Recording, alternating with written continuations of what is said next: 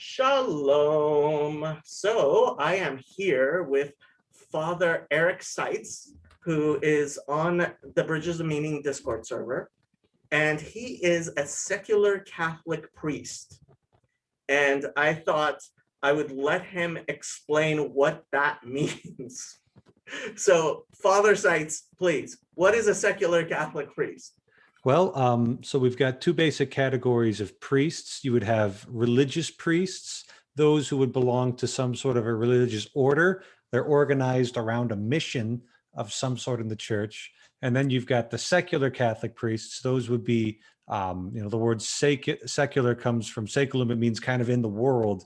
And so our place is where the people are. And this distinction originally arose in kind of the early medieval period, when just about every religious order that existed would have been a monastery.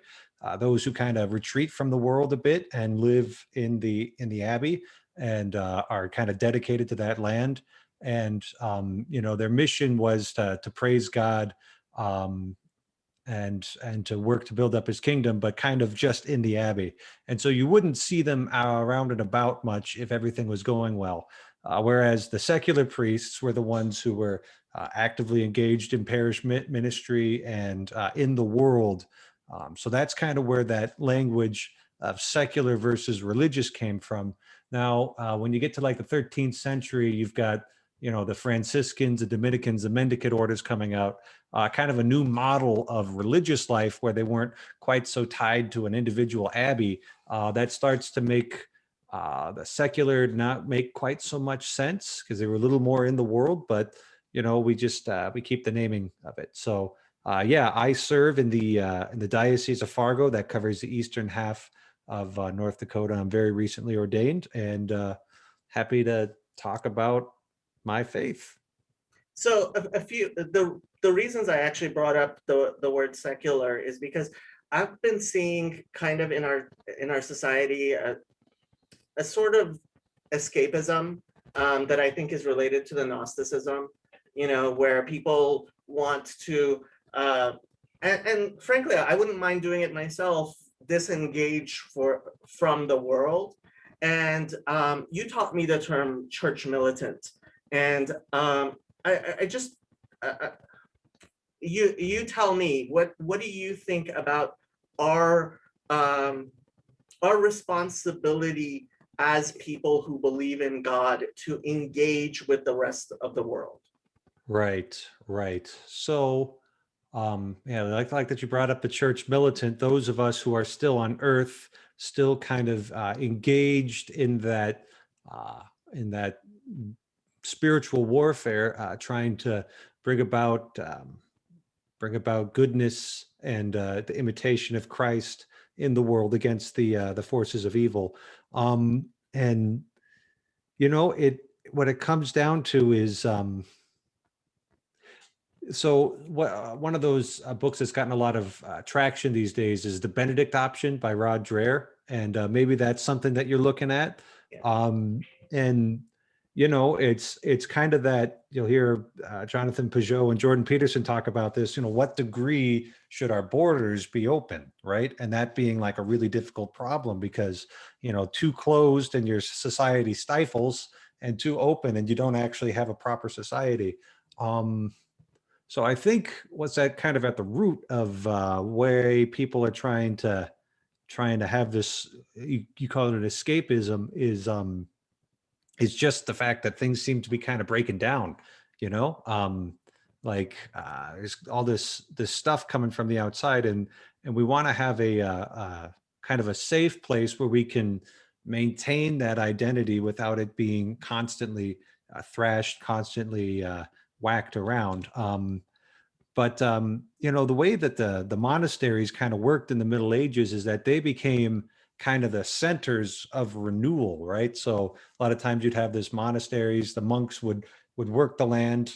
They actually made some agricultural innovations which boosted food production, kind of started lifting the economy of Europe out of the dumpster that it had been in since the fall of the Roman Empire.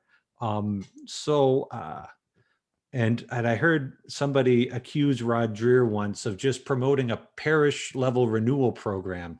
And he just had this Benedict option, retreat from the world, as just kind of interesting marketing. And apparently he just smiled at that. So uh, I guess the place I would want to go with that is having a place where, you know, you can learn properly, you can be educated, you can have that fellowship with other Christians and really be built up. And it's, I almost want to say a safe space, but not a safe space, Right. but some place where you could be built up. And as far as I'm concerned, I'm in parish ministry, and I think the way the church has our parishes organized, every regular diocese in the world is going to be broken up into different parishes with a church, a pastor, and build up around that and make our parishes kind of this space where that identity can be reinforced, where that belief can be nurtured. And yeah, so that's kind of my take on it. Could you talk a little bit about this, this idea of jurisdiction? And because, personally, one of the things I admire about the Catholic Church is it is a hierarchy of over 1 billion people, right? Over half of the Christians in the world belong to the Catholic Church. And the ability to actually, I actually think this kind of relates to the idea that human beings are not disposable as well, right? That the Catholic Church is something that is actually Catholic, right? Trying to, somebody recently mentioned the idea we don't need more church members, we need more priests.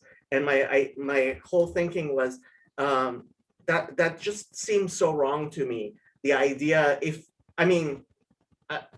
in Judaism, we don't believe you need to be Jewish to be saved. But if you do believe you need to be part of the church to be saved, just saying, forget those people. It's part of that disposable anti-life culture that I think the popes have been really speaking against for a while now. Mm-hmm. Okay, so we're talking about jurisdiction and wanting everybody to be included. Right. Yeah.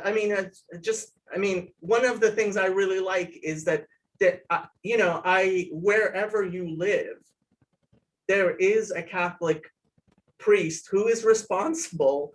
This is every sheep has a shepherd. Right. Yeah. No, that is, there's parts of the world that don't have a regular diocese. They've got kind of special, like Saudi Arabia. There's a bishop who's like kind of in charge there, but he's really got to be a man of pretty intense discretion there. And so yeah, but yeah, we've kind of at this point we've kind of everywhere you go in the world there should be somebody who you should have a point of contact, basically. Somebody you can call, somebody you could talk to, somebody who is responsible for the care of your soul.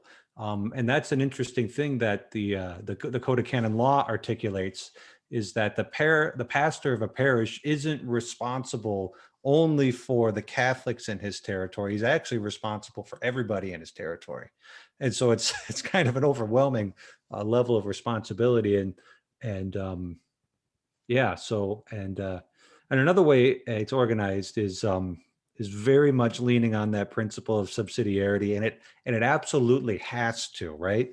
I think the Vatican has something like 5,000 employees, which is comparable to what the North Dakota state government has. And you think of, okay, North Dakota state government, we can run our state pretty well. Got about 700,000 people living here in the state, and things are generally functional. The roads get plowed in the winter and repaved in the summer and all of that.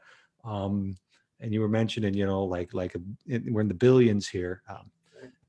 So I look at even the day-to-day life in a parish. It's like we get directives from the bishop every so often. and kind of things he wants us to focus on. But when it comes down to, scheduling things, to running the programs, it's like we do it on the ground here. We don't, we've got the tradition, we've got kind of the laws of the church that are articulated, and then you're put in charge and you got to go make it happen. So it's that subsidiary organization trying to handle things at the lowest level possible. I'm really glad you brought that word up. It's one of those words I'm constantly sending people to the Wikipedia page, because this is one of the great Catholic ideas that to some extent has gone throughout our government, but I don't think a lot of people really understand what that word means. If you could explain it a little bit more. Yeah, the principle of subsidiarity, it actually comes up most in Catholic social teaching, right? And it basically means that whenever there's an issue somewhere, the authority at the lowest level possible should be the one to handle that issue. And it's only when that authority at the lowest level cannot handle that issue on their own that it would be referred to a higher authority, right? So, potholes in North Dakota, in Fargo, North Dakota, the city of Fargo should be taking care of that. We don't need executive orders from the President of the United States to patch a pothole in North Dakota. And I don't know if you saw the Jordan Peterson and Senator Lee conversation. I did. Yeah. I loved that because kind of it was like he didn't use the word subsidiarity because that tends to be thrown around most in Catholic circles, but he was basically, in a lot of that division of powers and the horizontal dimension was basically just describing that subsidiarity, like the states should take care of the states' problems. And it was really nice to see that articulated well on, Dr. Peterson's platform. So I actually wanted to ask you, what do you think the chances are of healing the schism between the Eastern Orthodox and the Catholics? Is that something that could happen in our lifetime? Yeah, I don't know. That's a big question. A lot of moving pieces on that. Yeah, I don't feel properly qualified to answer that. Obviously, if the Lord really moves that, His will be done, one way or the other. So yeah, I don't really, like we don't have any Orthodox, there's like a small Orthodox church up in Fargo, but day to day, I'm dealing with Lutherans, Methodists, Evangelicals down here where I'm at.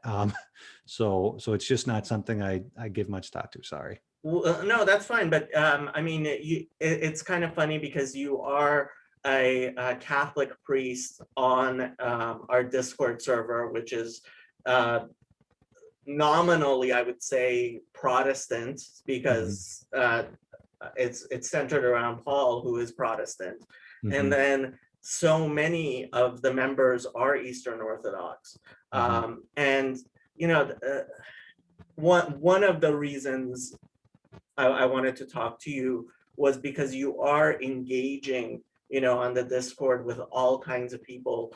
It's you do have this idea of the church militant, which I really admire, and that's why I wanted to ask. I mean, what makes a Catholic priest want to be on a server that is kind of dedicated to a Reformed Protestant pastor?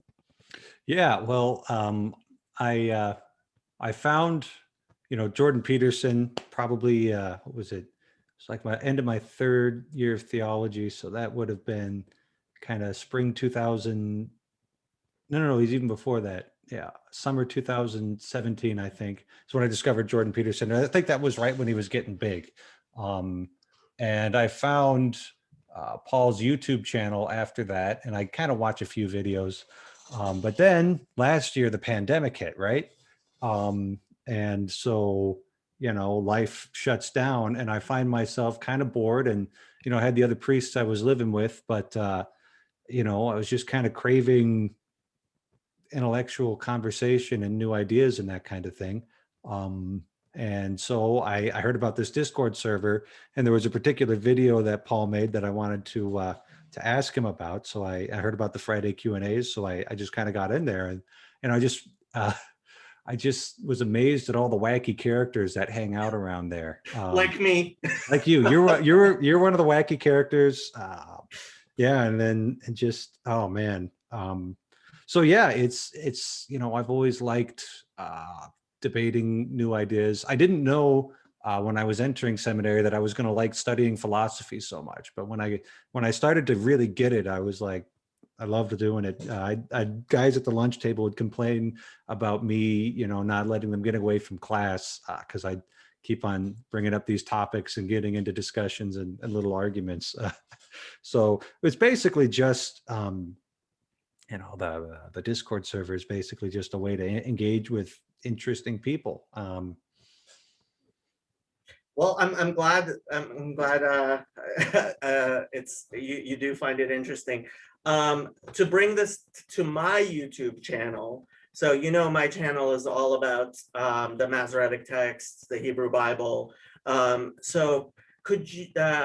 One of the things I've actually heard from Catholics is some of them. I've actually had a Catholic say to me, "Well, we don't really hold that much importance of the Masoretic text, or you know, the Old Testament." And obviously I realize that's not the church position. I just wanted somebody who actually, you know, knows to kind of clarify what the church position is on studying the Bible in original languages, what the text of the Bible, even maybe discuss what the Apocrypha is, because you know, most people have no idea what that is. Yeah. Right. So we're looking at inspired texts, right? To put that in Catholic language, it's ultimately authored by the Holy Spirit through the human authors that he inspires. And that this word that we've been given is for the salvation of the world, and people have a right to receive teaching, explanation, and to receive the word itself. So when it comes to how the church handles the word, you know, a lot of times the idea of tradition is applied in the sense of interpreting scripture, right? And so, you know, you interpret any particular Bible passage within the context of the whole Bible and within the context of the whole Christian tradition. And that's how things work in the Catholic Church. And there's kind of this sense of that even in like translation. And so, you know, your translation, if you're translating a text, it's always coming from a somewhere, right? And you know, your YouTube videos are testament to this. You're never going to get that perfect translation. You're never going to be able to get that text through perfectly. And so the tradition of the church has been to translate, basically, been to be fairly peaceful with translations. I think St. Augustine even argued that the Septuagint texts, which he would have probably been a lot more familiar with than the Hebrew texts, were actually inspired translations. So I try not to be too hard on the King James Bible folks, because it's like, well, Augustine kind of said that. And so, you know, obviously, I don't know if you've ever heard about St. Jerome. You probably have, yeah, dealt with his Vulgate. You know, it was considered kind of an admirable thing for him to go to, was it Bethlehem that he lived in, or was it Jerusalem? He definitely went to the Holy Land. Yeah. I forget exactly where. Yeah, and And the letters between Augustine and Jerome are very interesting. They're available online in translation. I highly recommend them. Yeah. So, and we canonized Jerome and we made him a doctor of the church. So obviously, we're not in a position to disregard the Masoretic text or the original Hebrew as we have access to it. But the way it actually functions in the church is that, you've got regular old priests like me, and the only universal requirement for Roman Catholic priests is to take Latin, kind of the language of our law, the original language of our liturgy. And most guys don't learn it too terribly well. And we read the Bible at our liturgies in the vernacular, and we preach on it in the vernacular. And knowledge of the original language is not considered a necessity because of receiving the tradition mostly. I can go to Aquinas.cc and I can look at his commentary on Matthew, his commentary on John, his commentary on Isaiah. I can receive that part of the tradition. I can bounce whatever ideas I have off the Catechism of the Catholic Church. And if it's like kind of going against that, it's like, oh, looks like I'm not reading the Bible correctly. So when you've got kind of that traditional structure with the magisterium, like the immune system trying to remove harmful bodies from it, the necessity of digging down into the original text is left to the experts. So the priests who taught me about the Bible, both of them had doctorates in biblical studies, and you got to be really good with languages to get one of those, because you got to learn the Hebrew, you got to learn the Greek, and you generally have to learn German and either French or Spanish just to be able to engage with the biblical literature that's written in those languages, the commentaries written in those languages. So the way it functions practically in the church is like, we're not against reading it in the original Hebrew. We're not against referring to the original Hebrew to try and get to the best meaning of the text, but that's not something that the rank and file Catholic priest is even expected to be able to do. Is there an authoritative English translation? I'm guessing you don't use the King James. No. So authoritative, there's approved translations, we'd say, and there's multiple of those, right?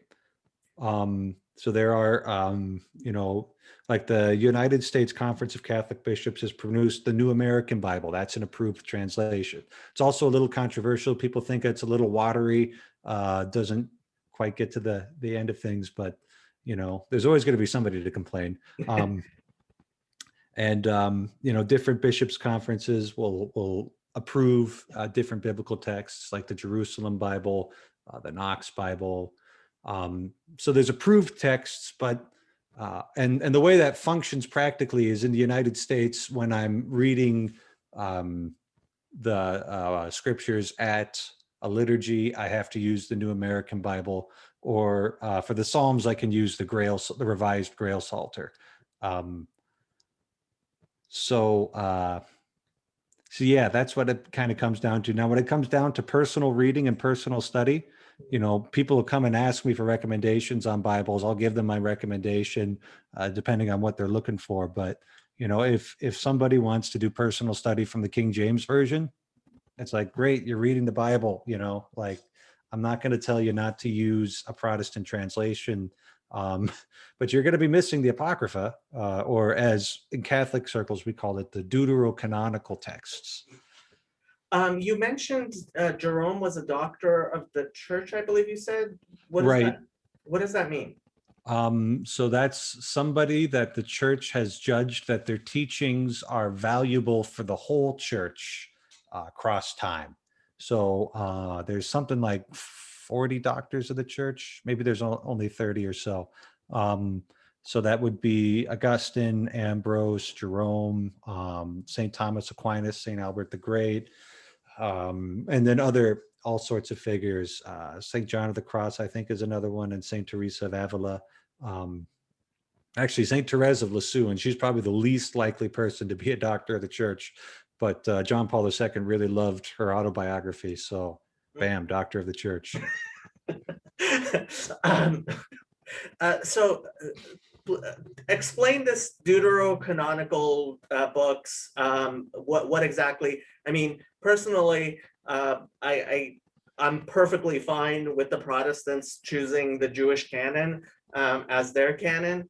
Although I do find it a little bit funny that they decided to use a canon that was kind of formed after Jesus by Mhm. Jews who don't believe, Mhm. right? So could you talk about that, explain that to us, and maybe even tell us what these deuterocanonical books are? I don't know very many of them. Yeah, so there's 7 of them, and I want to get the list right. So I'm going to see if I can pop open um, my Oxford Study Bible here. Yeah, okay. So we have got a little. Yeah, so for the Catholics, we have the Book of Tobit, the Book of Judith, the Wisdom of Solomon, Ecclesiasticus, also called Sirach, the Baruch, and First and Second Maccabees as full books of our Bible. And then we also have certain additions to the Book of Esther and the Book of Daniel. These are things that were either never written in Hebrew, or if they were written in Hebrew, we only have the Greek translations available if they were originally written in Hebrew. Now, the category of canonicity, and some of the Orthodox actually have even more than we do. So anyway, that's somebody else's problem. The category of canonicity is originally a liturgical category, right? And the liturgy of the church was by necessity in the early centuries very decentralized, right? You just had people, and you had kind of the traditions that came down from the apostles on how to conduct the mass, how to conduct these different liturgies and worship. And what we have are starting in like the 2nd or 3rd centuries, we start to get lists of approved texts to be read in a liturgical setting. And I've got a book, Catholic Introduction to the Bible, the Old Testament, that goes through a lot of that, the detail on, Bishop so-and-so wrote a letter, and we've got his approved lists. And then, some of the lists, they wouldn't all be identical, right? But I don't think anything that was ever included on a list from a Catholic bishop was ever later removed, but I'd have to look that up again. So there's a whole history behind it. And then eventually you get to about the 4th century, mid to late 4th century, the 300s, and things are starting to consolidate a little bit in the Christian world. You start having ecumenical councils. The Pope starts intervening in a big way outside of just the West, and Saint Augustine eventually, I think in the early 5th century, he comes down with kind of the list that we have today, not like proposing it, not enforcing it, but sort of giving kind of what the consensus has. And I believe by the time you get to the Council of Ephesus, that'd be 431, they published a list of approved books. I'd have to double check that Council of Ephesus thing. So a lot of people would say that the canon wasn't set until the Council of Trent, and the Council of Trent dogmatically affirmed the canon, but it was by and large in place by the 5th century. And you would occasionally if you get to like the 13th or 14th centuries, you would occasionally hear people talking about, well, we're not sure about this, we're not sure about that. But that was kind of in rarefied, theological circles, and it never caused that much consternation. So that's where the category of canonicity comes from. Initially a liturgical category, and it developed over time. So the way I've heard it described to me is that the church has a charism for recognizing inspired texts. When was the Council of Trent? That was 16th century. Oh wow, that's So that's the one with the Catholic Protestant stuff, right? Yep. Yeah. Okay. Are the Deuterocanonical books used in the liturgy at all, or no? Yep. Okay, Yep. they are. Okay. I mean, in the Catholic liturgy, we don't read the whole Bible, but we read it. I think we get through about 38% of it over a 3-year cycle. Okay. Yeah. Okay. Yeah, we only have a 1-year cycle, and it basically is just the 5 books of Moses. In Judaism, we pretty much believe that the rest of the Bible is a repetition and clarification of the 5 books of Moses. Mhm. So, so while we read other parts, it's usually just as a repetition of whatever is in the liturgical in the Pentateuch. Mhm. Do you have like Bible studies in your church as a regular thing? Yeah, we've got one here. I might start another one. I don't know. No, because I think a lot of people have this idea that Catholics just, they don't read their Bible, and it's you go to church for mass, you don't go to church for the preaching, and That's something that's really changed a lot since Vatican II. Mhm. So one thing that Vatican II did was sort of the post-conciliar liturgical reforms was to give us a 3-year liturgical cycle of readings instead of the 1 year. Okay. And to add a whole reading to that. So, in the traditional Latin Mass, you'll have the epistle, you'll have a psalm, and then you'll have the gospel. But now we have usually an Old Testament reading, a psalm, a New Testament reading, a gospel, and then spread out over 3 years instead of 1 year. And then, there was this, it was originally a response to Protestantism, right? And the Protestant was like, we can interpret scripture for ourselves. And the initial Catholic reaction was to kind of double down against that. Like, no, you have the church to interpret it for you, Is that the best response? We'll let God be the judge of that. And that kind of reaction like stayed for a long time. So that notion that Catholics didn't read the Bible was definitely true at a time. And they weren't particularly encouraged to read the Bible. And so that's one of the things that I'm absolutely a huge fan of Vatican II for doing, was saying, we've got literate people out there, and you can read the Bible for yourself. But it is a tricky thing, because it's a whole big book, and there's all sorts of stuff in it. So it's nice when it comes to us in the form of a study rather than just somebody going and doing things. You can read all sorts of things in there. So, I mean, one of the things I wanted to bring about, talk about was, in the United States, having been a historically Protestant country, very Protestant country, we have a history of, until recently, I would say anti-Catholicism was far, far worse than anti-Semitism. And now it's not like the anti-Catholicism has gone down, it's just that anti-Semitism seems to have shot up. Mm-hmm. But there is a lot of things people are willing to say about Catholics, which are, you could never make statements like that about anybody else, right? Mm-hmm. Especially,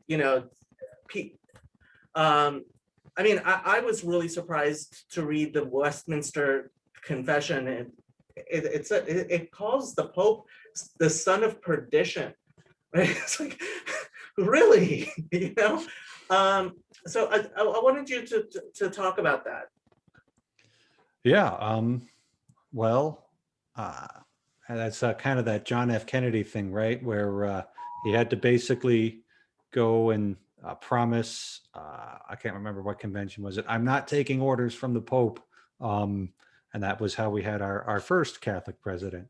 Um, yeah, I guess that really hasn't been much of an experience of mine, dealing with anti-Catholicism. Kind of in that post World War II, we could say flattening of American culture, and um, where we all of a sudden you could have interdenominational marriages without a huge amount of carnage.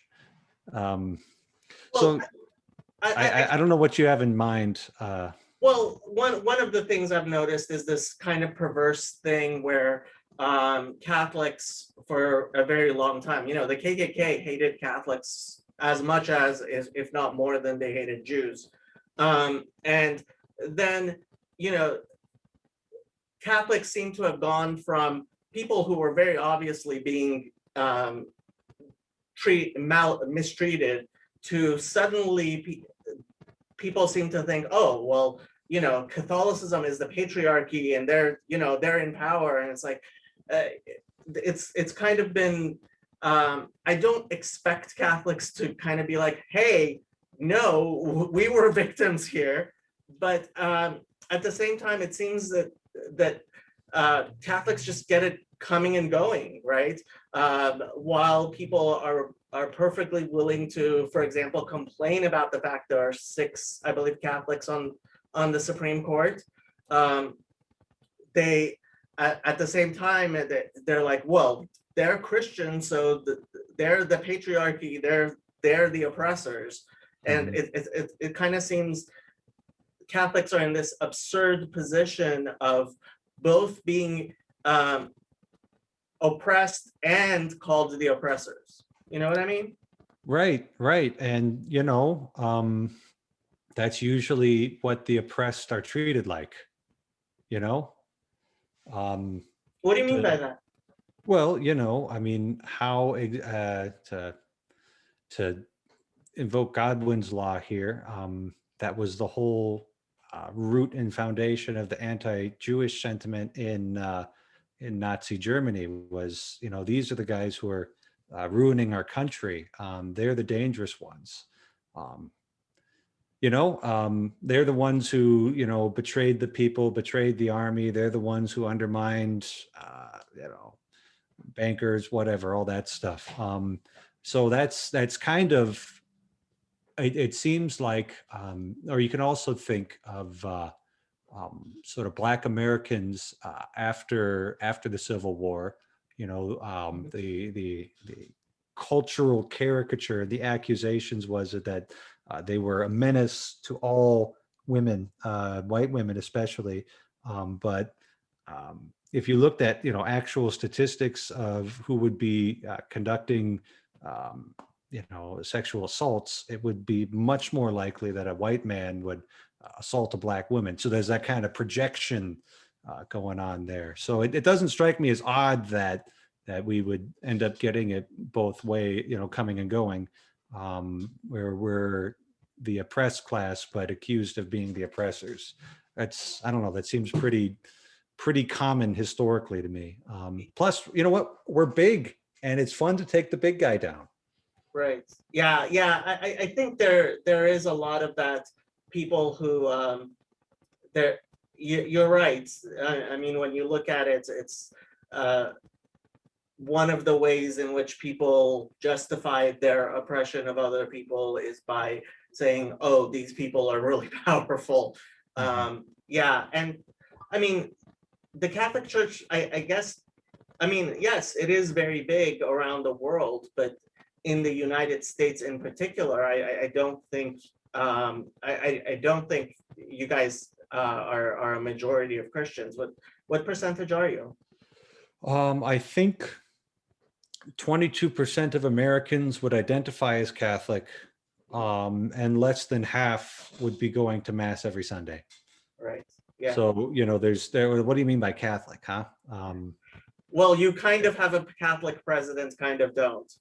Well, he goes to mass every Sunday, so, but he's not under my jurisdiction, so we'll leave it at that. Feel free to not answer the question because you don't have to. But if he came up to you for communion, would you give him communion? So if I was ever going to say no to somebody for communion, they would know ahead of time that I'm going to do it. Okay. And that would involve me knowing this person is coming and me applying Canon 915 accurately, which says that anybody who is obstinately persisting in manifest grave sin cannot be admitted to Holy Communion. So abstinence, they've been warned, they're going through with it anyway. Grave sin, it has to be a big deal. Manifest, people are seeing this, people are knowing about it, it will cause scandal. So you have to ask whether or not the commander-in-chief meets that designation, and there's lots of talk among people as to whether or not he could be considered a manifest grave sinner. Well, I know he was denied communion once. That was pretty big deal, but that was before he became president. Right. I think he was still, I don't even know if he had started running yet when that news story came out. One of the things I wanted to ask you about is, so I have my favorite papal encyclical. I'm not sure you've read it, but it's by Pope Pius XI. I'm familiar with the story around it. Yeah. He like smuggled it into every pulpit in Germany, and had it all read out at the same time. Yeah, but I don't think I've ever sat down and read it. I'm a big fan, especially this this one line. So he's talking about how the Germans were treating the Catholics. Secret and open measures of intimidation, the threat of economic and civic disabilities bear on the loyalty of certain classes of Catholic functionaries, a pressure which violates every human right and dignity. And this is what really gets me. Our wholehearted paternal sympathy goes out to those who must pay so dearly for their loyalty to church and to Christ and the church. But directly the highest interests are at stake. With the alternative of spiritual loss, there is but one alternative left, that of heroism. Mm-hmm. And you know, it's like that call to heroism. And this was in 38.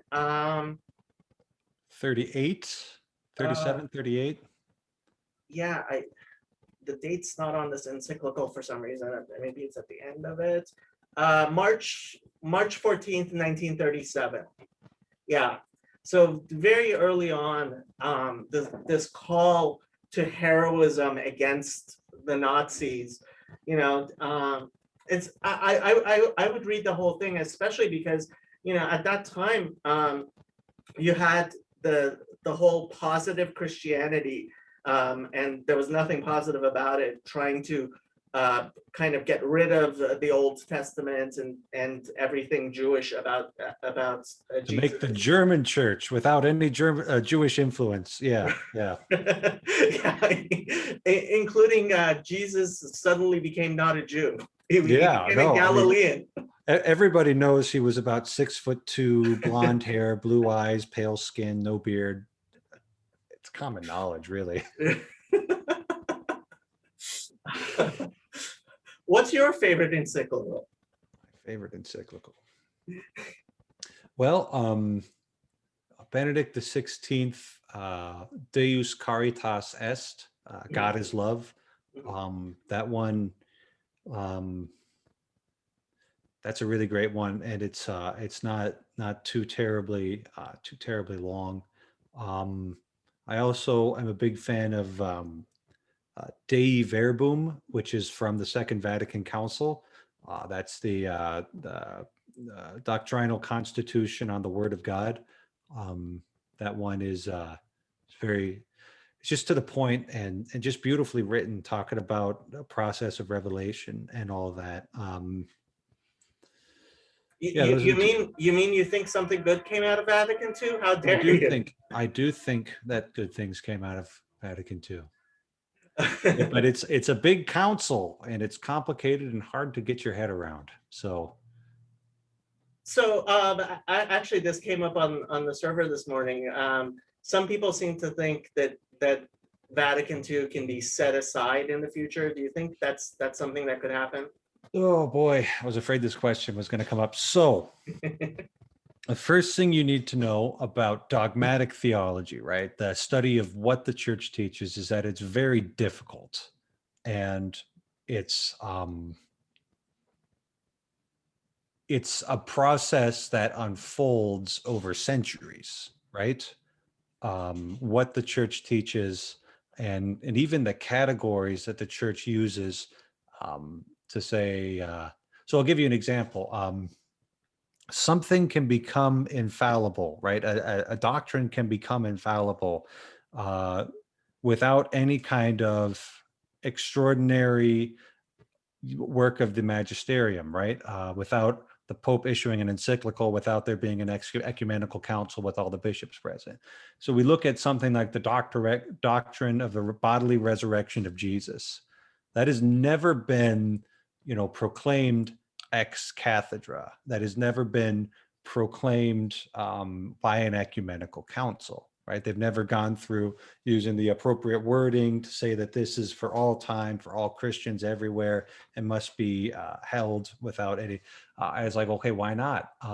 Like that seems like a pretty important thing. Wouldn't you want to define that dogmatically? And the thing is that it has been taught by just, universally. It's been taught universally by all the bishops, by the popes across time, to the point where it is infallible, right?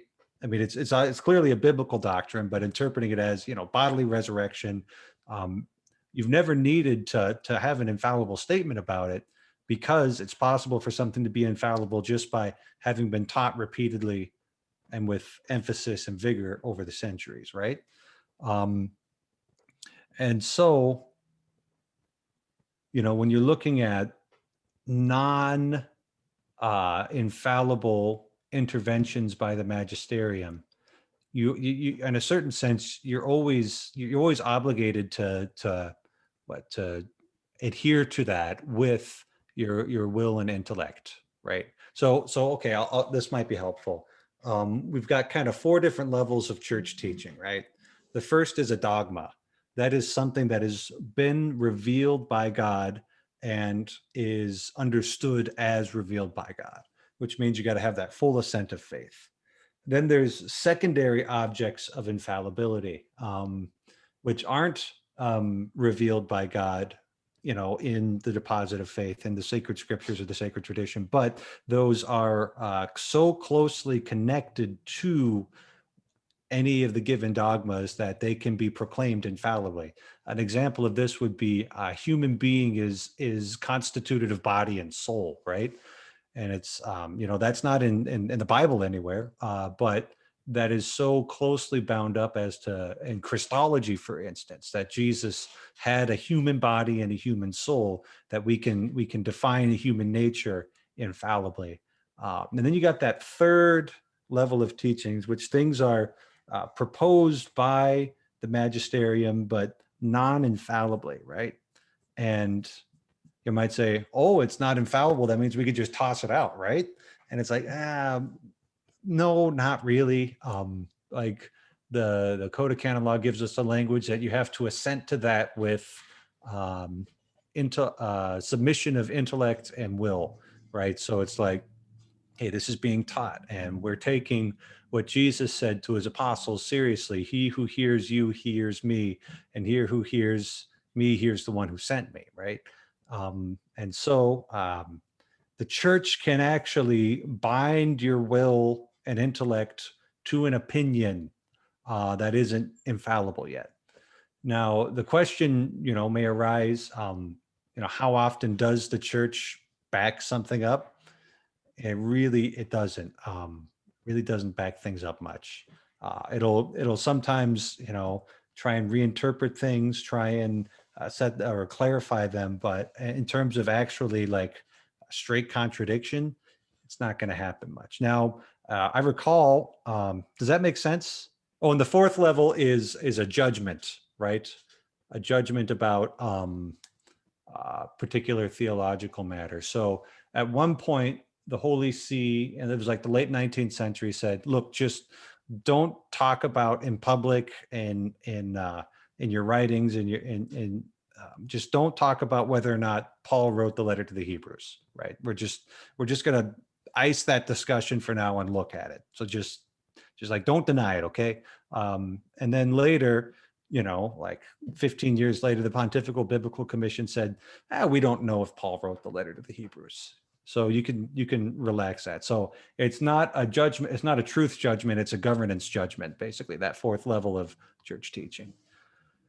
So all of that is a preface to say that the Second Vatican Council did not pronounce any infallible statements, right, of its own authority, but it included an awful lot of, references to scripture, references to previous magisterium, references to things that had either been, so universally received by the church as to like we're not going back on this, or even dogmas referenced in it, so it's hard to do dogmatic theology, to really like get things to a level of specificity of like, we know exactly what this means. But the good news is that you don't have to know any of that to be a good Catholic. It's much more important to worship God. It's much more important to love your neighbor. So why is it such a flashpoint? I mean, Vatican II really does seem, at least on the internet, to be one of the most important things to Catholic life. Yeah. So the big thing I would say was the revision of the liturgy, right? So, all sorts of things can happen in Rome, right? Like Cardinal so-and-so gets sacked. This person's been appointed to this position. And the people over at the church, it doesn't affect them, right? Like Father Eric's still here, Father Dale's still here. We're having mass on Sunday. Like, why do I need to worry about this? That's somebody else's problem. So, a lot of these, like the Synod on the Family, that was a big controversial thing back in 2014 and 2015. Like barely a peep in most Catholic parishes, right? So there is a part of this where a lot of that is just being amplified by the internet being the internet. But where people began to really notice that something was going on was in this radical revision of the liturgy. It's like, that's something that you can't ignore. All of a sudden, we've gone from everything in Latin to everything in English. And what's really makes things difficult, at least on the liturgical point of view, is the fact that, we've got the Constitution on the liturgy from the Second Vatican Council, Sacrosanctum Concilium. That's about 150 paragraphs, right? So, some decently meaty proposals and a mandate to be updating the missal, right? Like everybody can agree on that there was something that was going to change. But how did that change get implemented? It was this basically a committee tasked with drawing up the new liturgy, and that's where it gets really contested on a liturgical level, is that committee and what they produced, the 1970 Roman Missal, the Mass of Paul VI. It's like, and I think there's some pretty solid arguments there that what the average bishop at the Second Vatican Council thought they were voting for and what they actually got were rather different. So I think there's some pretty solid arguments in that way. So that's one area. And, I don't know what synagogue worship looks like. But if it's anything like Catholic world, you get attached to the way things are done. Like these memories are written deep in you, and to have it be, suddenly uprooted is kind of a traumatic thing to have to deal with. And so that's where a lot of that kind of emotional energy is coming from, right? That emotional energy of, I hate this. This is bad. It is because it's like this thing that you love, this mass, whatever experiences you have, the ritual, the tradition, the comfort, the encounter with God, that's important to you. And if you see somebody messing with it, it's hard to be balanced about it. So that's where a lot of that comes from. Now, as far as the SSPX, since that's a favorite topic, they are probably a little more moderate than a lot of people give them credit for. I'll say that. They still will pray for the Pope at Mass. So they'll pray for Pope Francis. And when they're processing like a laicization, somebody being removed from the clerical state, no longer being a priest, they do that through Rome, and Rome cooperates with it. And Francis has made moves to try and integrate them a little more into the Catholic Church without going all the way. Now, they have 4 complaints, basically. Liturgy, we kind of talked about that one. Ecumenism, interreligious dialogue, and religious liberty. Now, the liturgy thing, that's kind of a moot point, since in 2007, Pope Benedict gave blanket permission for all priests to use the traditional Latin Mass, to use the 1962 Roman Missal. And so that's not much of an issue anymore, right? As far as the ecumenism and the interreligious dialogue go, those are kind of in the same camp. I think there was a lot of complaints to the way that it was being done in the 1960s, 70s, 80s, that people were going and kind of selling the farm, basically, and gaining nothing by the sale. Not being properly Catholic, not representing Catholic truth in its integrity, which I wouldn't say the documents on interreligious dialogue or ecumenism are actually calling for, right? So this was more like bad actors going around there. And then we get to religious liberty. And that's the one objection to Vatican II, which in my opinion really has some serious teeth behind it, right? And if there was anything that was going to be revisited in Vatican II, that would be, in my mind, the most likely. And that's the one really solid argument that the SSPX has. What is the argument? I don't know what the controversy. Yeah, right. So in the 19th century, Pius IX wrote an encyclical called Quanta Cura. And he, with an awful, I'd have to read. It's been a few years since I last looked at this, but he talks about, we condemns religious liberty, right? This is 19th century, and the big debate is, what did he mean by religious liberty, right? Did he mean this notion that all religions are equally good, and every single religious path that you can take is actually a pathway to God? Is that what he meant? Or was he talking about the practice of officially enshrining in the law equal protections for all different religions? And it's a complicated thing, but it's got dogmatic language around it, right? So it's not like this was just some low level thing, like a quirk that could be pasted over something that wasn't repeated often. It was a big moment. And then Vatican II comes along. We've got the Declaration on Religious Liberty, Dignitatis Humanae, and it says the council does nothing to change the traditional teachings of the church as far as the state's duty towards the church. However, we proclaim religious liberty as a good for all men. That's a paraphrase right there. And that's a hard one to figure out how these two pieces fit together. And so that's kind of the doctrinal argument that I think the SSPX has the best leg to stand on. But at the end of the day, when I look at Vatican II and what it's actually teaching, so we're talking one of the smaller documents on there on frankly a really confusing and tertiary point of Catholic doctrine, church-state relations, in which there might not be an ideal solution, right? It's like, when is the church and the state ever going to have a perfect relationship? It's like in heaven, basically, in the kingdom of God. That's where it'll get perfect. But yeah, that's the sticking point. That's the sticking point for,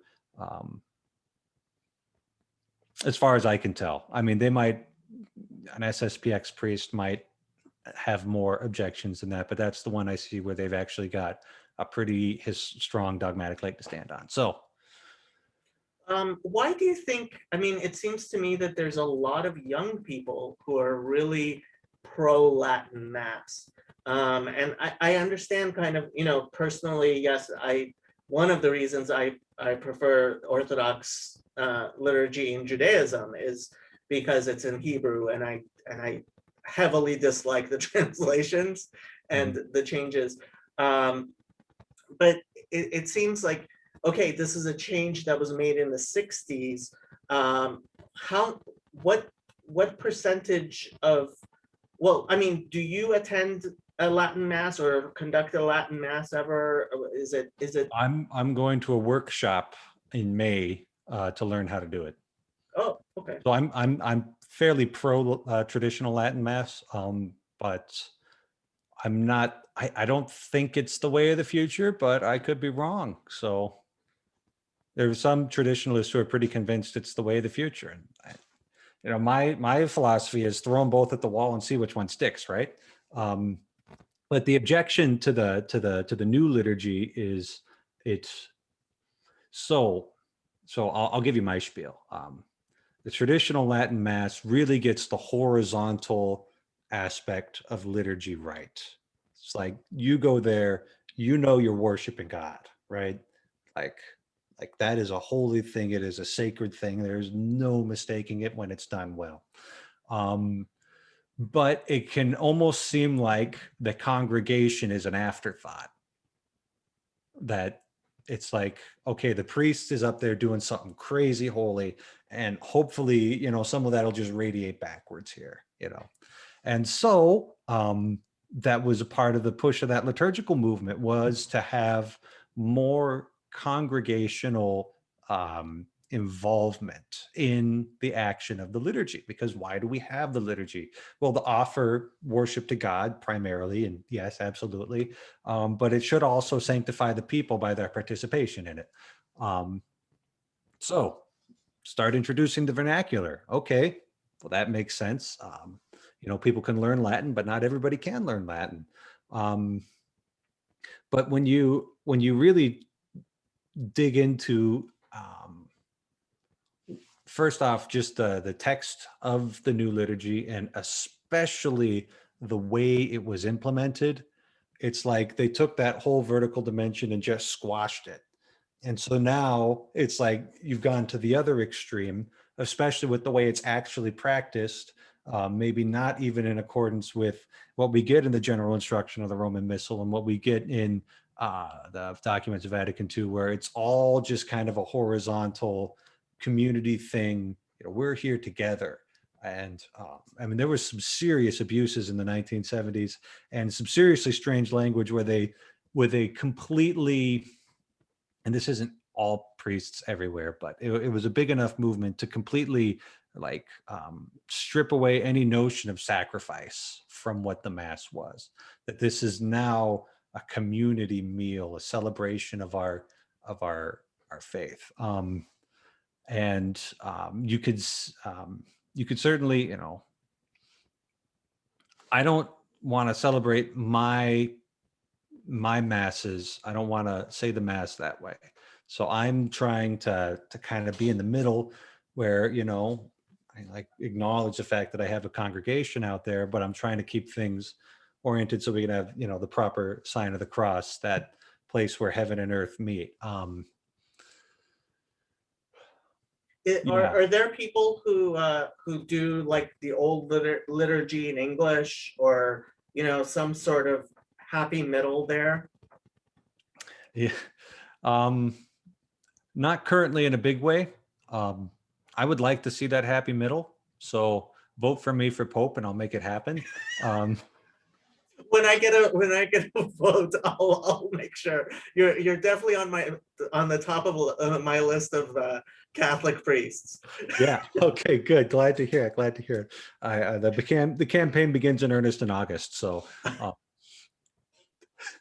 yeah. But that's what. And if you go to some places in the church, they'll take the rubrics and the ritual from the new mass and try and make it as close to, try and incorporate as much as they can from the old mass. So it'll be another big change was going from ad orientem worship, where the priest would have his back to the people, but it's more like the whole congregation's facing God. That wasn't mandated by the Second Vatican Council, but it was kind of enforced anyway, because that was the new thing. So some places you'll see they've got a very kind of reverent way of doing things, and they're doing the ad orientem worship. They'll use some Latin, some vernacular. I kind of think that's the pathway forward and what I'd like to promote, but future's a big place and I haven't seen it yet. So we'll see what happens. Right. I wanted to ask you about this this thing we seem to have where random Catholics from and Paul's been PVK has been talking about this a lot, where you'll have a random Catholic blogger and he'll be disagreeing with like Bishop Barron, right? Or these people who don't really have any sort of credentials whatsoever, right? And they have so much influence, and they in some ways they seem to have, more influence. I would say a lot of them get to speak to more people than you do, without having all the training, and you're spending your time. I kind of feel kind of like it's a good priest is spending his time doing masses and hearing confession and doing anointing the sick and doing all of that stuff, which leaves the internet pontificating 24 hours a day to the bloggers, right? Mm-hmm. Which just seems so backwards to me. Mm-hmm. Yeah. There's certainly some people that I would recommend you not read, that you not go towards that. In a complicated situation like this, there's probably more than enough blame to go around. And when you look at, some of these controversial blogger figures, they're obviously providing something that people aren't getting elsewhere. And a lot of that'll be kind of, for the more conservative end of the church, just clear, focused teachings on traditional morality. That's where it comes from. And, anytime I give a homily, a sermon on any of those kinds of topics, there's a certain, kernel of the parish that's just like, yes, Father Seitz, we needed to hear that. And I look at these people and I'm like, no, you didn't need to hear that. You knew that already. But we'll take a controversial church teaching, right? A ban on contraceptives. There's a certain, that's a hard teaching. That's a hard teaching. I'm not going to run away from the fact that it's scary to actually. Well, I imagine it can be scary to actually follow through on that. And if you're struggling with that, you're trying to be a faithful Catholic, and you don't feel like you're getting any support from your pastor on that one, then that can create a little bit of bitterness. And then you find, oh, there's this blogger, and he's very clear about it. He is 100% supportive. I can see the picture with him and his 8 kids, you know. He's living this out. So anyway, I don't think it's great to start, you know, chucking grenades at Bishop Barron, and I think he's done a lot of good.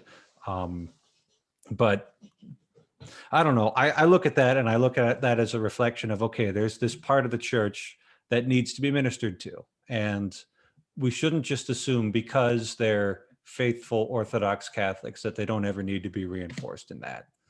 And if I'm not the one who's delivering that message, who are they going to go look for? And what else is coming with that? So that's kind of my take on it. I really would not want to be about censoring bloggers. You know, I mean, we have ecclesiastical structures for, you know, stripping away somebody's credentials as a Catholic theologian, not permitting them to teach theology at certain universities in the theology department, and even doing a canonical trial, accusing them of heresy and excommunicating them, you know, as kind of a high level thing. And there's no way that ends well in my to go after these little bloggers. Do you Yeah, think the fact that you don't have a wife and kids of your own sometimes makes people think you can't understand, you can't, it kind of takes away from your legitimacy with some people?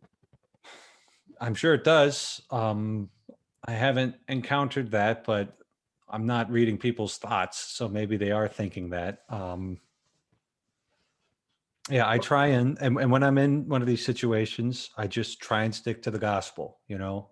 And it's like, I'm here as a minister of the gospel, and I'm just going to stick to that. And um, if you reject that, that's your business, not mine. I don't try and, yeah. So I'm sure it happens, but I move forward anyway. Feel free to punt this question. What are your thoughts on everything that's going on the Protestant side with gay marriage and affirmation and the whole CRT, LGBT ideology? I mean, it seems to me personally that a lot of Protestant churches have kind of they've become free for alls. You know what I mean? Mhm. So I was wondering if you had any thoughts you wanted to share. Yeah. Well, I affirm what the church has taught and always taught, as expressed in the Catechism of the Catholic Church. And as far as I'm concerned, every age has had uh, a temptation from the world. The church has had temptations from the world in every age. And when we look back, it's always very easy to see what that temptation from the world was. You know, I can look at, even in the United States, you know, priests and bishops who owned slaves. I don't know how terribly common it was, but it was, it happened. And that was a moral failure right there, to participate in slavery, and to even at times justify it. Um, and this, I think, would be something that it would be very easy to just go along with the culture with. The culture is, um, has put a lot of energy and a lot of, um, just kind of emotional vigor into this.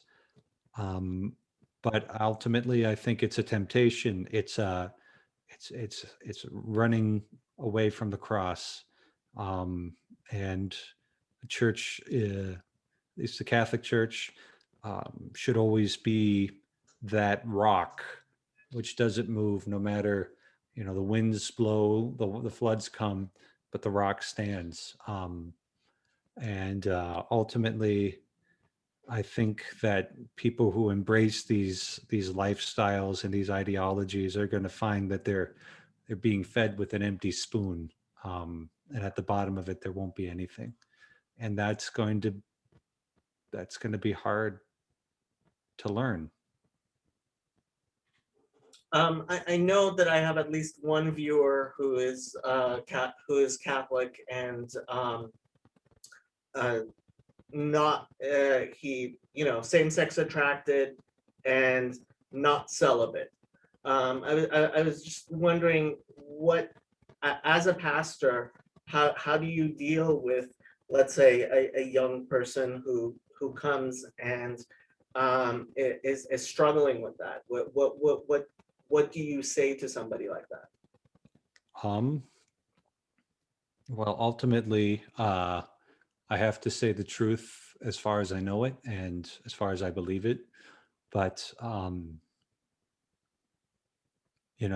it's people who are in that situation are being called to participate in the cross in a unique way. Um, and that's what they've been given, to bear that cross faithfully. And those who do so will have their reward. No one who has given up father or mother or wife or children or land or property for the sake of my name will be without their reward.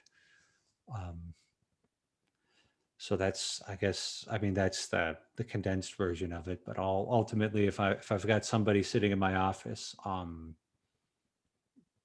just want to try and love them as best I can. Changing,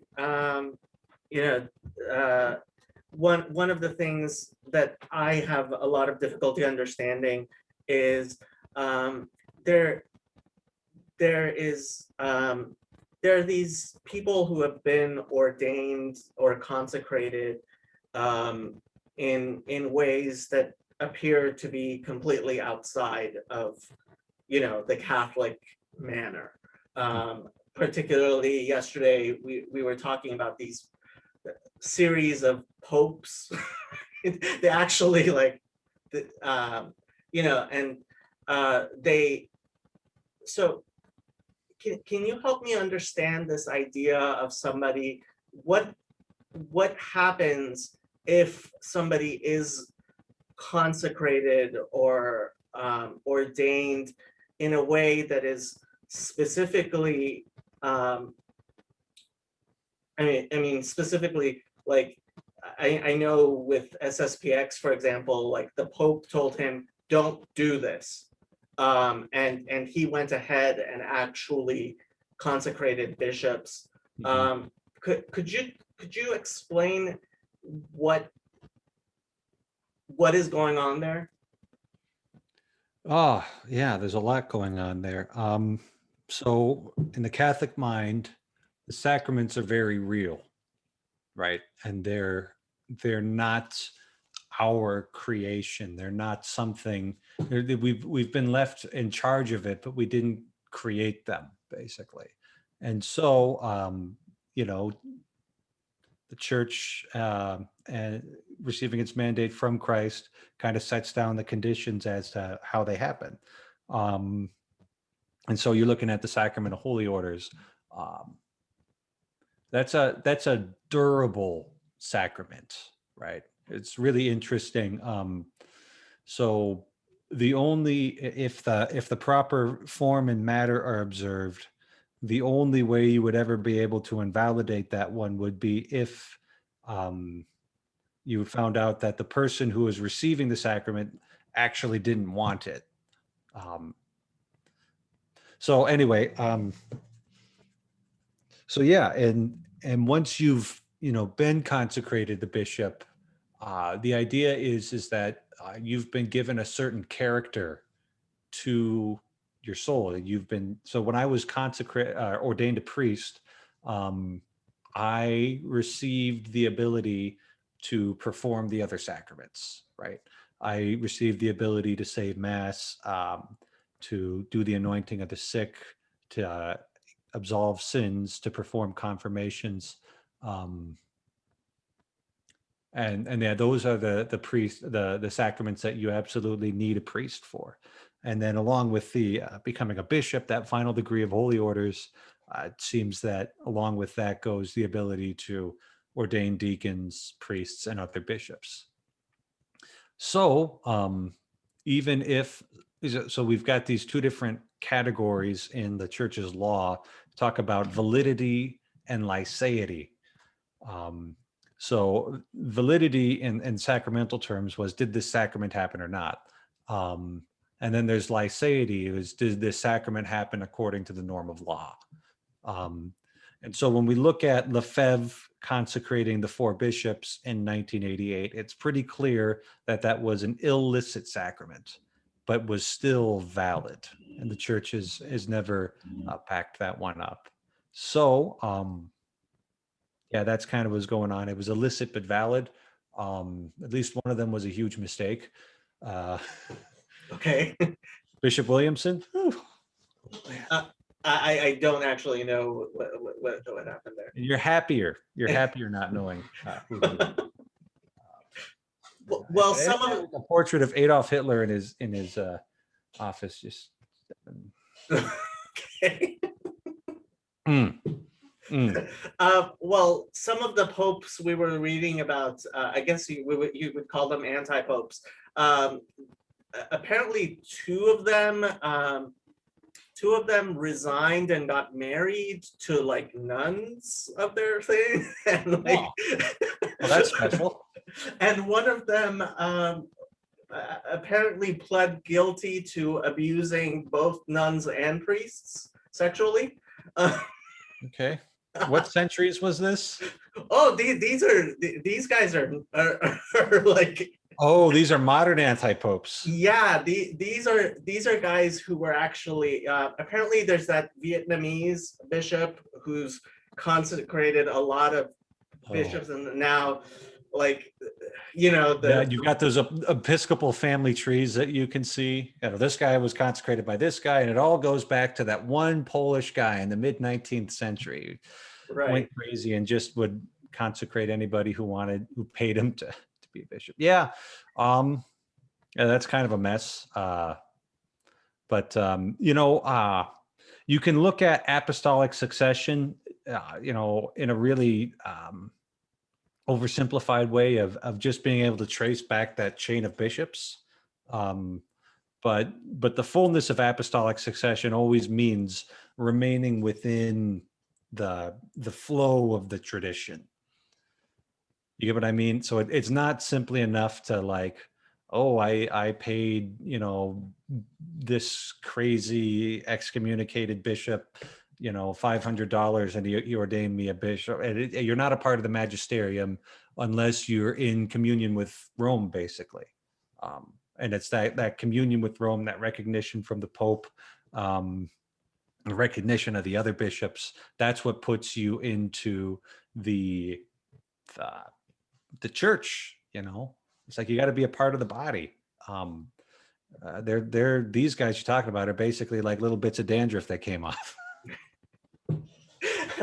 Is there some sort of process for kind of like, is it possible to declare those things null in some way, or? Yeah, usually. So Anglican orders were declared null in the late 19th century by Leo XIII, but he looked back at the ritual that they used, which wasn't another ritual that had been in use. They kind of created it for that purpose, and gosh, it was really obscenely complicated. But he looked at the ritual, at the way it was done, and said that was not valid from the beginning, and therefore Anglican orders to this day are not valid. They're not a part of that apostolic succession.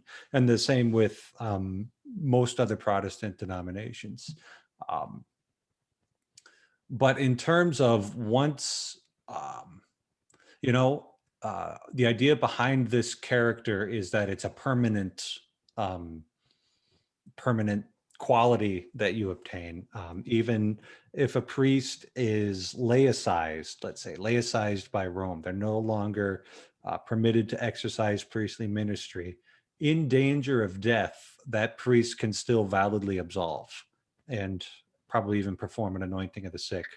And so, yeah, these things are permanent. They're seen as permanent. There are these, and it's the same with baptism and confirmation. We won't, if we're pretty convinced that somebody's baptism in another Protestant congregation was valid, we're not going to repeat that. It's like, it's been done. We don't need to go back there. Only if we think there was an invalid form or matter would we ever repeat it. I actually read somewhere there were people who were making some sort of distinction between, I think, Novus Ordo priests, they called it, where they were saying actually because their mass wasn't the Latin mass, that like their ordination is not valid. Is that going along the same lines? I would have to look at their arguments, but if a liturgy has been published by Rome, I'm just going to go ahead and say that Rome's going to declare it valid.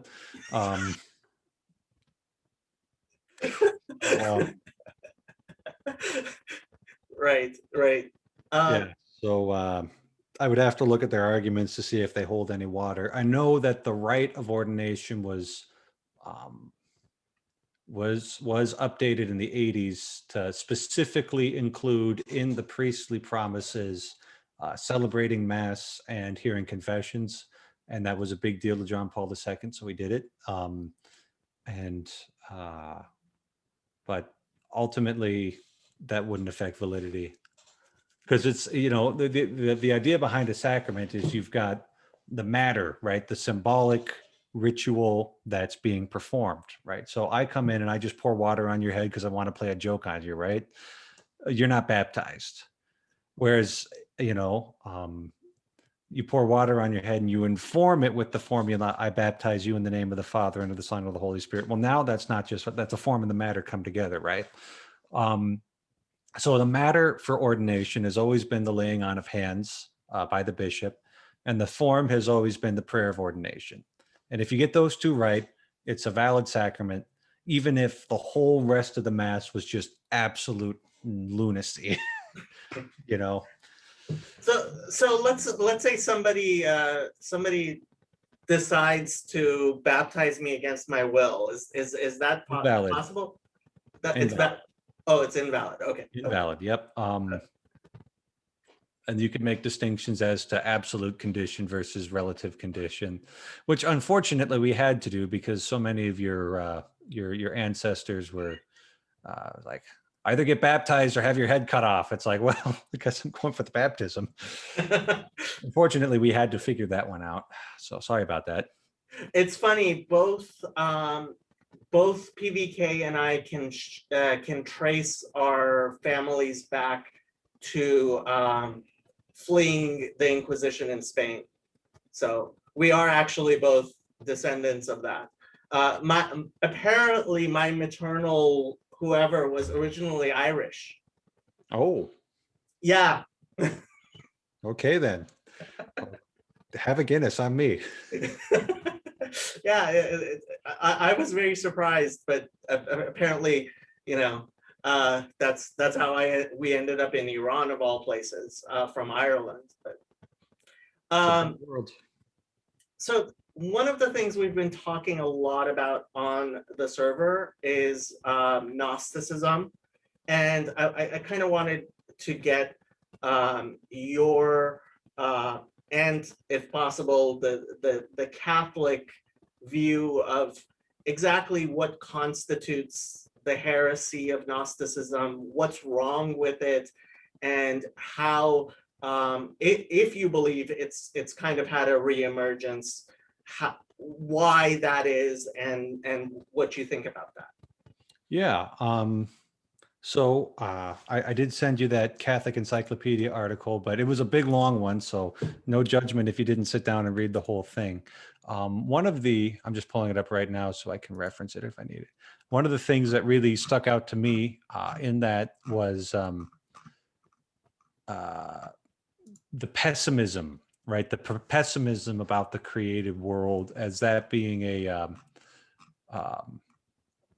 kind of one of the fundamental tenets of Gnosticism, and the idea of this gnosis, this knowledge, this secret esoteric knowledge that you gain as being a way of escaping your body, escaping this material world, which was fundamentally misbegotten, and finally getting back to wherever it was that you came from.